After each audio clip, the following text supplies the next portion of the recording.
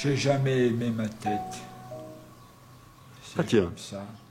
J'ai toujours trouvé que, je sais pas, ça n'allait pas, il y avait quelque chose qui déconnait. Et donc, quand j'ai fait cette école d'art, j'ai commencé à faire des espèces d'autoportraits pour un peu,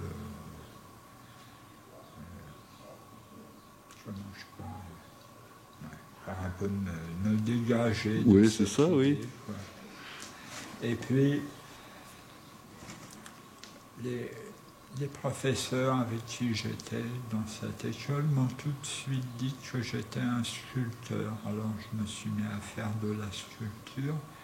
Et rebolote, j'ai fait des gueules cassées. Je me voyais comme ça, en fait. Je me voyais un peu... pas bien dans ma peau, mais on est des milliers oui, bien sûr. à être comme ça. Mais bon, j'avais la chance de pouvoir m'exprimer par la sculpture et le dessin. Oui. Alors j'ai commencé à faire des gueules un peu, des gueules cassées, quoi. Oui. Des choses un peu violentes. Ça reflétait bien l'esprit dans lequel je me trouvais à l'époque. Et je dois avouer que à l'âge de 60 ans, c'est toujours la même histoire. Alors elle évolue, bien sûr, il y a eu des influences, il y a eu des rencontres aussi bien sentimentales, amoureuses, d'amitié, des rencontres un peu violentes, des gens qui étaient, je sais pas, qui m'ont toujours... Il y a des gens, c'est assez marrant, c'est en aparté, il y a des gens qui m'ont toujours donné des leçons, alors qu'ils étaient profs, et moi je vivais de mon travail. Alors tous ces mecs-là, ça fait un melting pot, ça fait une espèce de mosaïque, de rencontres plus ou moins agréables. Je dois avouer que très peu de gens étaient négatifs avec moi, mais il y en a eu et ça m'a toujours fait mal. Je n'aime pas le conflit, je suis déjà en conflit avec moi-même. Oui, c'est qu'il y a du boulot. Tellement dur à gérer. Alors j'ai toujours voulu essayer de trouver une poésie dans mon travail.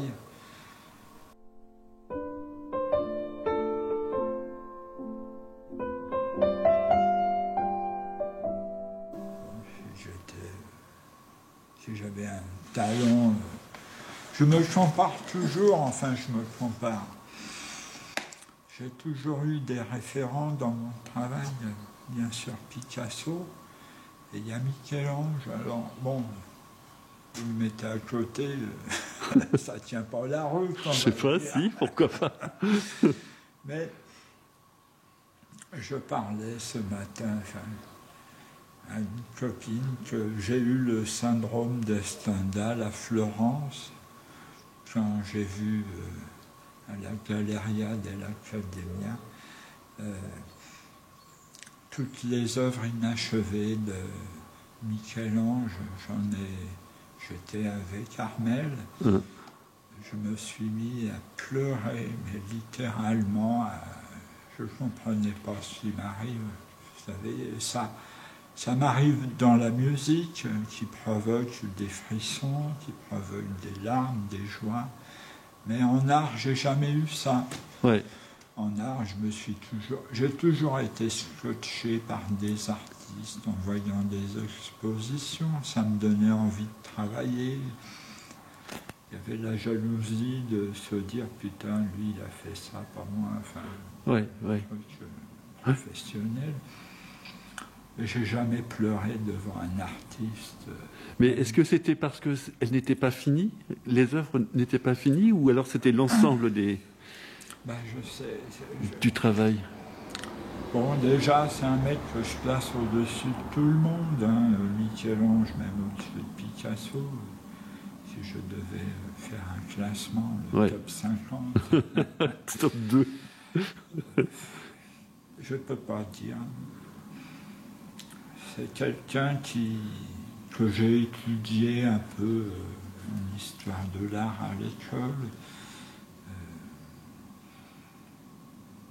Le poli que j'ai dans mon travail vient des esclaves. J'adorais aller au Louvre. Des fois, j'avais un fournisseur de pastels qui s'appelle toujours Sonnelier. Oui, bien sûr. Oui. De À côté du Louvre. Ketsen, Oui, Ketsen, oui. Et dans les années 90, quand j'allais chercher du matériel, je prenais le pont, je me souviens, juste en face de Sonnelier, Ouais. et je faisais tout pour avoir le feu rouge. Parce que quand j'arrivais de l'autre côté du pont, il y avait un feu rouge. Et là, je voyais des bouts des esclaves de Michel-Ange. Ça m'a valu quelques noms d'oiseaux, des klaxons, mais ça ensoleillait ma journée de voir un bras levé de Michel-Ange. À Florence, je crois que c'est ce que j'aurais aimé faire, en fait. Le syndrome de Michel-Ange, enfin de Stendhal dans ce cas-là, c'est peut-être la quête absolue, mais je ne me sens pas les épaules carrées pour... bon, déjà, je n'arrive même pas à faire une tête normale, alors je ne vois pas faire un truc comme ça, mais... Puis je ne cherche pas, c'est pas du tout mon but.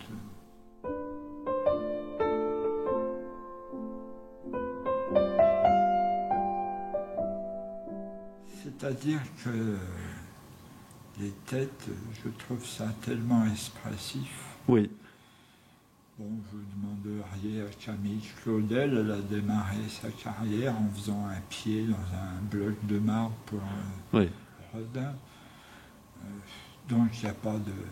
ça ne vaut que pour moi. Oui. Je ne parle pas en règle générale, je parle le petit gars de la sculpture que je suis, les têtes. C'est un moyen par lequel je peux faire passer l'émotion du moment. À l'école, on m'a toujours appris la taille directe. J'avais un professeur, le pauvre, si tu m'entends, tu vas gueuler là-haut. Mais il était tellement impliqué au syndicat des sculpteurs qu'il nous foutait la paix. Ah bon? Alors, normalement, la sculpture, ça s'apprend, on fait un dessin, enfin un croquis, après on fait un modelage, après on fait un moulage du modelage pour avoir un plâtre. Soit on reproduit le plâtre, soit on l'agrandit.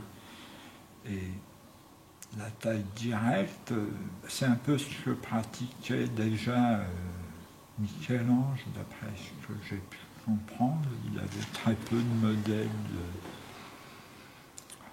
anglaise. Oui. Et puis, c'est une technique qui a été remise au goût du jour par Brancusi. Oui, oui. Alors, Brancusi, c'est quand même vraiment très proche de nous. Alors, ça a donné l'idée à plein de sculpteurs de se débarrasser d'un tas de trucs devant. Alors, la taille directe, je l'ai toujours pratiquée. C'est comme quelqu'un qui pratique le bilinguisme. Oui. On ne se rend pas compte. J'ai jamais fait un croquis de quoi que ce soit, mais même mes camarades à l'école, on était comme ça. On a tous été mis dans le bain. Et la taille directe, le problème, c'est qu'on ne sait jamais où on va. Le lundi, on fait un bonhomme. Le mardi, c'est une femme. Le mercredi, ça redevient un mec qui pleure, qui arrive, Et à la fin de la sculpture, si on est super joyeux, on fait un sourire, ou un mec qui rit, et puis si on a des emmerdes dans la tête, on fait un mec qui fait la gueule. C'est ça la taille directe, ça va pas plus loin pour moi en tout cas. C'est vraiment donner tout de suite un sentiment. Alors après, il y a le hasard bien sûr, mais dans tout. Quand on taille, des fois, il y a un morceau qui part et on ne voulait pas qu'il parte. Et on est bien obligé de faire avec. Moi, j'ai fait... en fait, je ne voulais pas toutes ces contraintes. J'en ai d'autres, bien sûr, mais quand je casse, je recolle. Et en fait, le fait de recoller, je reconstruis. Alors, j'ai démarré par des têtes, après j'ai fait des torses, des bras, des jambes, mais toujours naïvement parce que j'ai une vision plutôt du volume, de la masse que du détail. Quand on regarde mon travail en contre-jour, on voit des masses. Quand on s'approche, c'est toujours l'école de Michel-Ange. Il disait, vous prenez votre sculpture, vous la balancez d'une colline, tout ce qui se casse est en trop.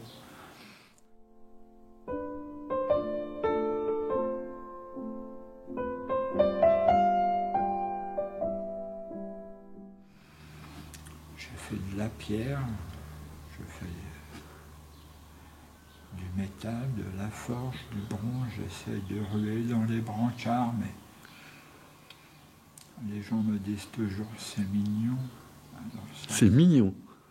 Ouais, parce que comme ça traite de l'enfance, de la petite enfance, mon travail, une grande partie, je sais pas, ça doit... Oui, ça travaille sur les gens eux-mêmes. Ouais. Ils se projettent dans ton travail, oui. La petite enfance est à la base de mon travail. Et moi, j'ai découvert Picasso par les dernières toiles qu'il a faites, qui étaient très enfantines, libérées, libres. Il peignait comme un gosse, hein, à la fin. Alors, je ne connaissais pas toutes ces recherches publiques. Moi, je viens d'un milieu ouvrier, alors j'avais une culture très générale. J'étais plus branché Robert Crumb, par exemple, que Picasso. Alors, quand j'ai découvert ça, ça m'a parlé parce que inconsciemment, je le savais. C'était inconscient, donc je ne pouvais pas le savoir. J'avais un problème avec la petite enfance. Alors, ça me parlait vraiment.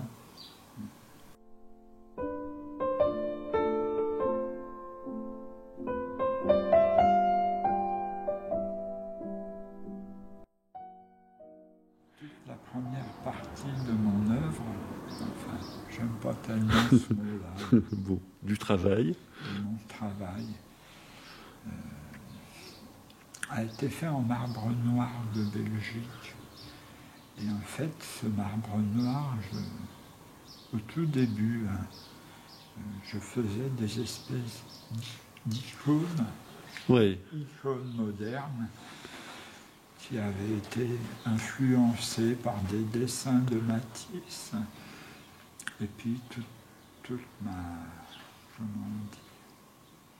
toute mon éducation religieuse. Je suis un chrétien, un véritable crétin même. Je suis un chrétien baptisé. Et donc j'ai été au catéchisme, j'ai vu dans les églises... Oui, des vierges noires, c'est ça? J'ai vu des vierges noires, mais j'ai vu aussi beaucoup de tableaux avec de la feuille d'or et tout ça. Et en fait, quand j'ai commencé mon travail, c'était un travail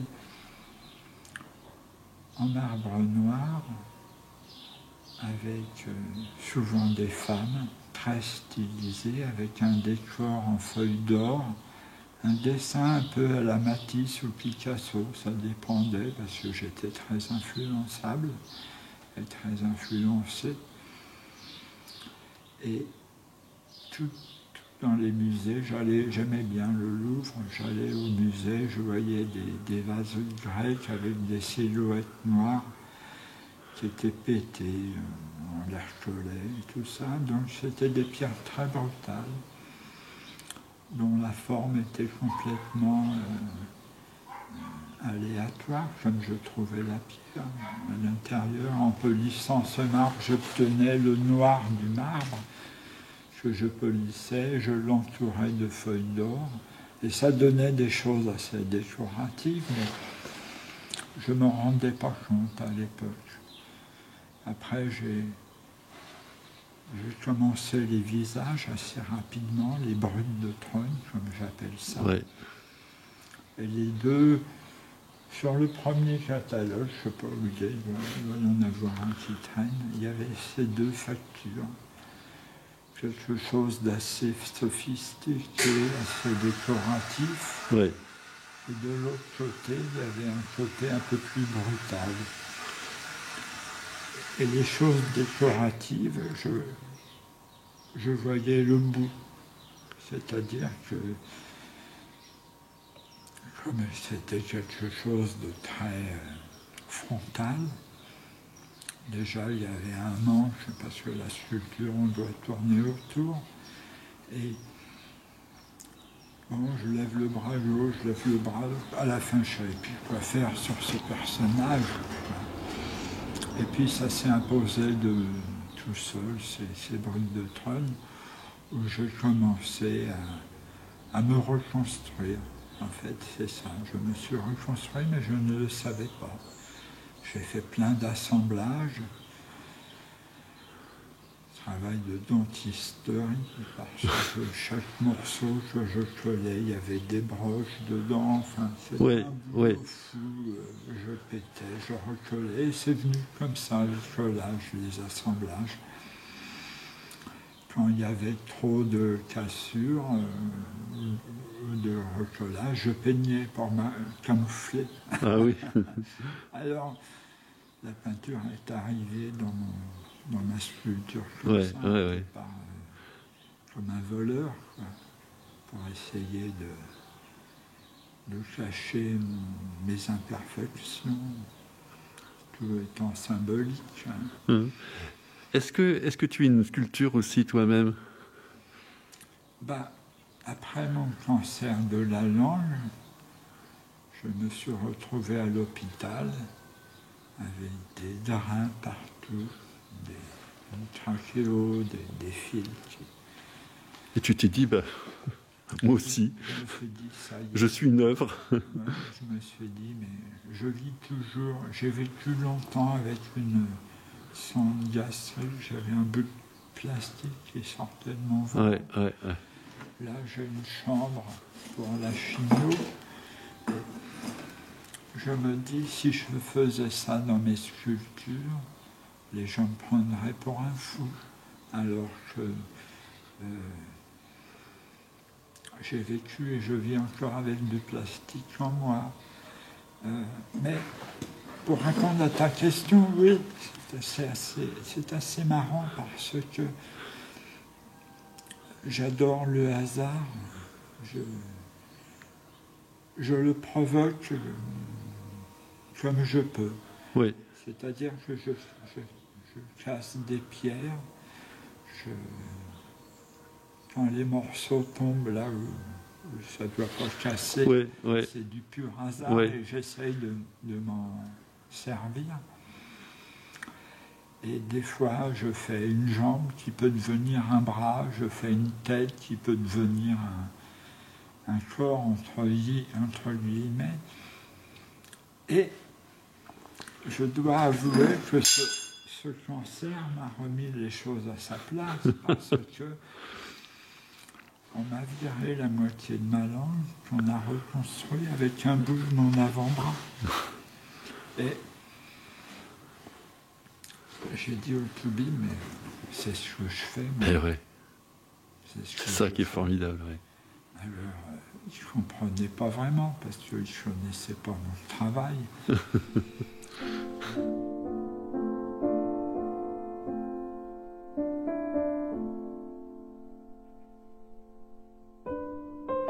Et puis après, Il y a une exposition à Versailles. qui veut me faire exposer à Versailles pendant l'anniversaire de la commune. Exactement, exactement. Pas sympa. Désolé.